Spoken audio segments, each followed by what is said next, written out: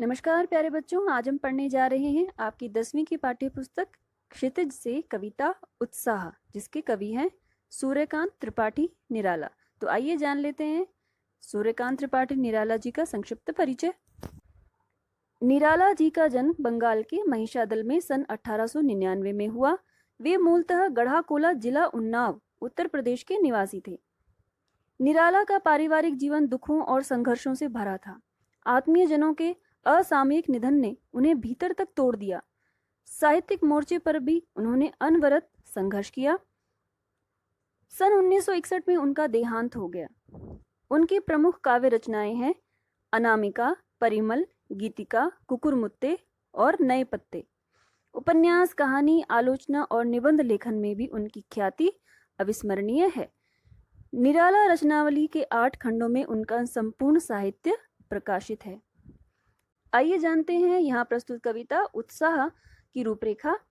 उत्साह एक आह्वान गीत है जो बादल को संबोधित है। बादल निराला का प्रिय विषय है। कविता में बादल एक तरफ पीड़ित प्यासे जन की आकांक्षा को पूरा करने वाला है, तो दूसरी तरफ वही बादल नई कल्पना और नए अंकुर के लिए विध्वंस, विप्लव और क्रांति चेतना को संभव करने वाला भी। कवि जीवन को व्यापक और समग्र दृष्टि से देखता है। कविता में ललित कल्पना और क्रांति चेतना दोनों हैं। सामाजिक क्रांति या बदलाव में साहित्य की भूमिका महत्वपूर्ण होती है। निराला इसे नवजीवन और नूतन कविता के संदर्भों में देखते हैं। तो प्यारे बच्चों, ये जो कविता है उत्साह, ये छायावादी युग की कविता है और छायावाद की ये विशेषता रही है कि कवियों ने प्रकृति के माध्यम से अपने भावों की अभिव्यक्ति की है। तो यहाँ पर भी निराला जी ने बादलों के माध्यम से लोगों के अंदर उत्साह जगाने का प्रयास किया है। तो आइए शुरू करते हैं कविता उत्साह। बादल गरजो, घेर घेर घोर गगन धाराधर ओ, ललित ललित काले घुंघराले बाल कल्पना के से पाले, विद्युत छवि उर्मे कवि नव जीवन वाले, वज्र छिपा नूतन कविता फिर भर दो, बादल गरजो।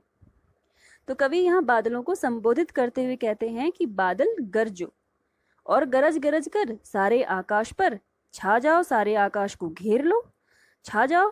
धाराधर ओ, धाराधर किसके लिए प्रयोग हुआ है? बादल के लिए प्रयोग हुआ है। धाराधर मतलब बादल, कि हे बादल तुम गरज गरज कर सारे आकाश को घेर लो, छा जाओ और जमकर बरसो। ललित ललित काले घुंघराले। अब बादलों की कल्पना, बादलों की तुलना किससे की गई है? सुंदर काले घुंघराले बालों से की गई है कि जिस तरह से काले घुंघराले बाल सुंदर प्रतीत होते हैं, वैसे ही तुम्हारा रूप, तुम्हारा सौंदर्य भी काले घुंघराले बालों के समान ही है और बहुत ही सुंदर है। बाल कल्पना के से पाले, और ऐसा लगता है मानो तुम बाल कल्पना से पोषित हो, अर्थात तुम्हारे भीतर बाल कल्पनाएं निहित हैं। जिस तरह से बालकों की कल्पनाएं निरंतर बदलती रहती हैं, परिवर्तनशील होती हैं बालकों की कल्पनाएं। कभी बच्चा कुछ सोचता है तो कभी कुछ सोचता है, उसका मन एक जगह नहीं टिकता। उसकी कल्पनाएं बहुत ही मनोहारी होती हैं और परिवर्तनशील भी। इसी तरह से बादलों का रूप भी निरंतर बदलता रहता है और वे भी बालकों की कल्पनाओं के समान ही प्यारे होते हैं, सुंदर होते हैं। तो यहाँ पर बादलों की तुलना एक तरफ तो काले घुंघराले बालों से की गई है और दूसरी तरफ बालकों की कल्पना के समान बादलों को बताया गया है। आगे है कि विद्युत छवि उर्मे कवि नवजीवन वाले। तो कवि कहता है कि तुम्हारे हृदय में, हे बादलों, तुम्हारे हृदय में बिजली की चमक है, अर्थात जब बादल टकराते हैं तो बिजली उत्पन्न होती है। तो इसका मतलब बादलों के अंदर बिजली है, बिजली की चमक है। कवि नवजीवन वाले, अब कवि ने बादलों की तुलना नया जीवन प्रदान करने वाले कवि से की है कि जिस तरह से कवि अपनी कविताओं के जरिए समाज में परिवर्तन लेकर आता है, कवि के अंदर शक्ति होती है कि वह समाज में परिवर्तन लाए, क्रांति लाए, जन चेतना फैलाए, वैसे ही बादल भी नव जीवन प्रदान करने वाले हैं। वे भी नए अंकुरों के लिए और नए पौधों के लिए पृष्ठभूमि तैयार करते हैं। बादलों के कारण ही पेड़ पौधे दोबारा उग आते हैं। तो इस तरह से बादल भी नवजीवन प्रदान करने वाले हैं और कवि भी नवजीवन प्रदान करने वाला है। वज्र छिपा नूतन कविता फिर भर दो। कवि कहता है कि तुम्हारे भीतर वज्र जैसी शक्ति है और तुम भी किसी कवि की नई कविता की तरह, जिस तरह से कवि अपनी नई कविता के द्वारा समाज में क्रांति लेकर आता है, समाज में जन चेतना का प्रसार करता है, परिवर्तन लेकर आता है, उसके अंदर शक्ति होती है, नई कविता के अंदर शक्ति होती है कि वह समाज में परिवर्तन लेकर आए, वह समाज में क्रांति लेकर आए।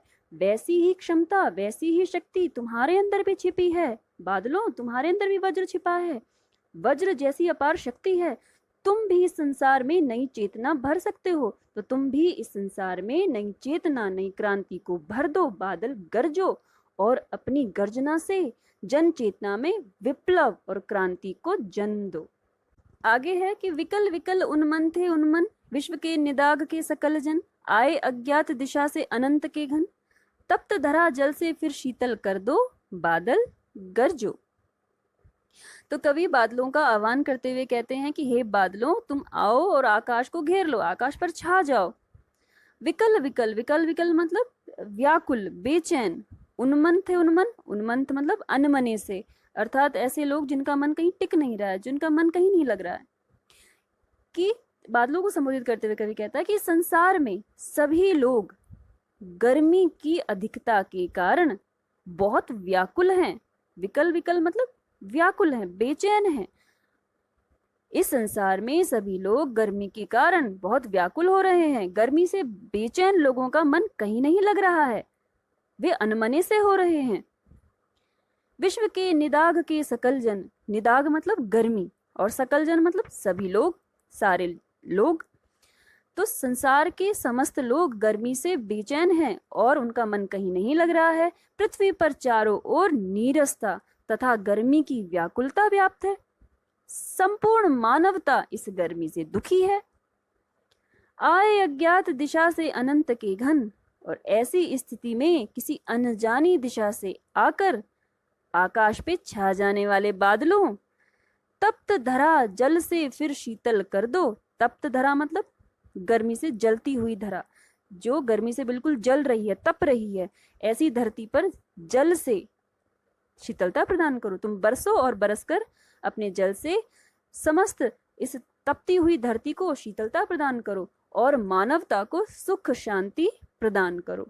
तो यहाँ पर कवि बादलों का आह्वान कर रहा है और उनके बरसकर समस्त जन को, समस्त लोगों को शांति, सुख देने का आह्वान कर रहा है। तो प्यारे बच्चों, यह थी कविता उत्साह। आशा है आपको समझ आ गई होगी। धन्यवाद।